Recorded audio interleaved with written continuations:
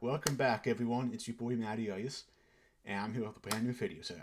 And today I'm gonna be doing this is some of my favorite horror comics. Now, in my last video, I did my favorite horror manga, but in this one, I'm gonna be doing my favorite horror comics, which I probably could put them together, but I'm not.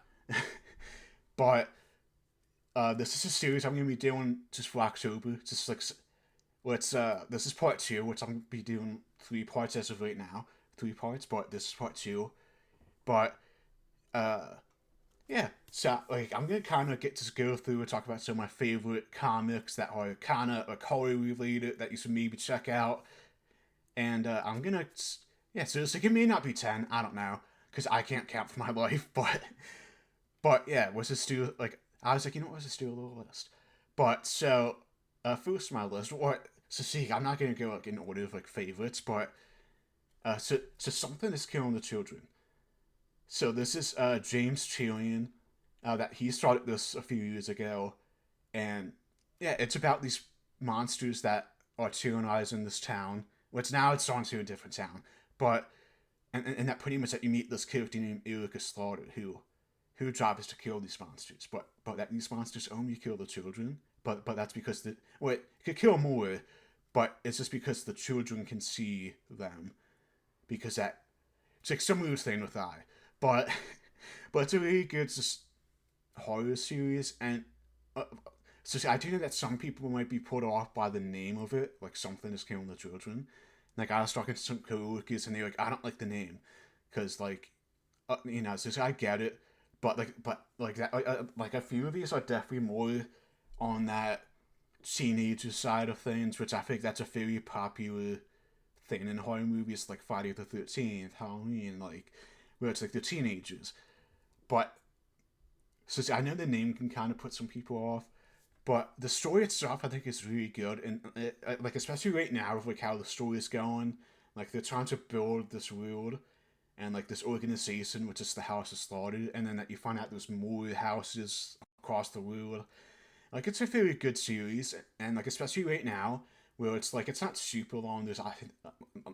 So right now I think there's only like 20 something issues, and then plus if you want to do the spin-offs, which I think the spin-offs are okay, but it's a really good one. I love James Chilean because I think he's just a really good just writer.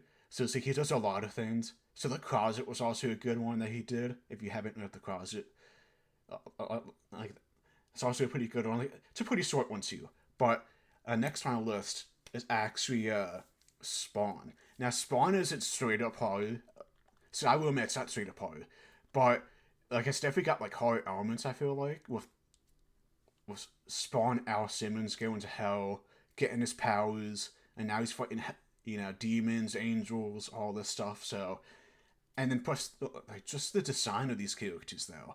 I mean, Spawn kind of has that like Halloween type costume, and then there's just a lot of other characters I feel like that kind of fit in that horror like Halloween type stuff.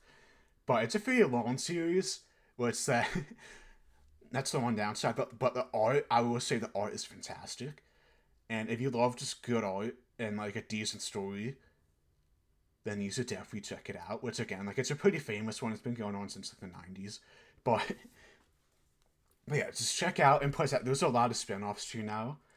Like there's Gunslinger Spawn, which I love. Gunslinger Spawn. Let's so luckily with some of these little spin-offs, like you don't necessarily need to read Spawn beforehand.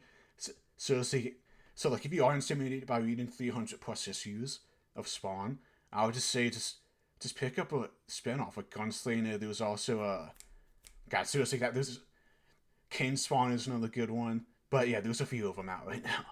But yeah, and then next up on my list is actually Deceased, and it's a DC comic obviously, but like pretty much the story's about so Darkseid kidnapped Cyborg trying to get this program out of him so then like he can infect the world and pretty much take over this entire planet, planet Earth.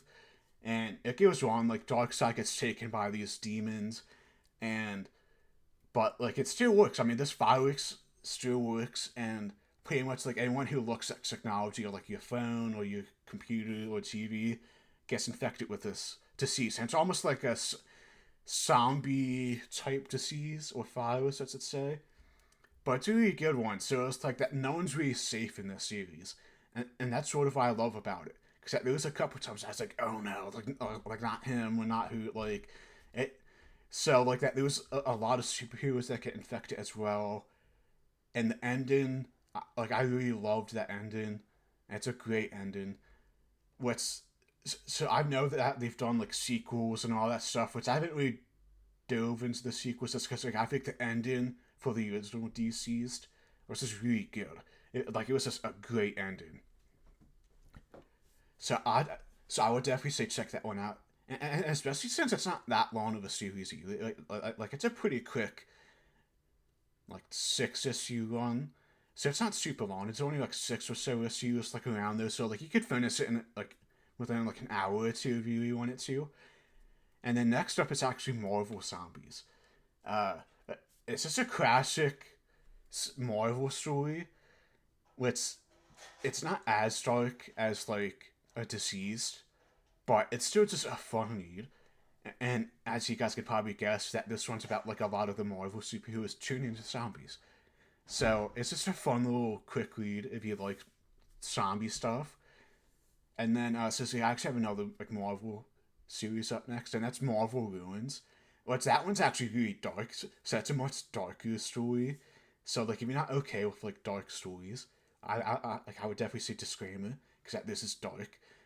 You know that there's a lot of stuff that goes on like suicide and all that stuff. So like if you're not okay with that, definitely don't read it. But I enjoyed this because it's so different from like what like Marvel typically does. Like it's like I'm not sure if it's the darkest story, but it's definitely up there as the dark. Like like it probably could be the darkest story, but it's pretty much like in a world where like all of this where people get powers. Like like Spider Man gets bit by a spider, but like instead of becoming Spider Man, he gets a disease and dies. Or like Jean Grey, which if you guys don't know Jean Grey, that she's part of the X Men. Like that instead of her becoming Jean Grey and all this stuff, that she becomes a prostitute, and like Nick Fury kills himself. Like it's a very dark series. Like it's not a good series, but it's not good in the sense of like it's bad. Like it's a very good series. Like if you like dark stuff, but there's just so many messed up stuff that happens. That it's definitely like if you're not into that type of stuff, it's not fun. But I got one more, and that's DC versus Vampires. And I probably should have moved this up next to the other DC one just to make it match. But like as the title says, it's about them fighting vampires, and it's great. Like it's just a good little series. Like again, like it's not gonna blow your socks off, but it's just like an enjoyable read. And yeah, that's it. That's just some of my favorite horror comics right now. And I'll see you next time for my for my favorite horror movies. So peace out.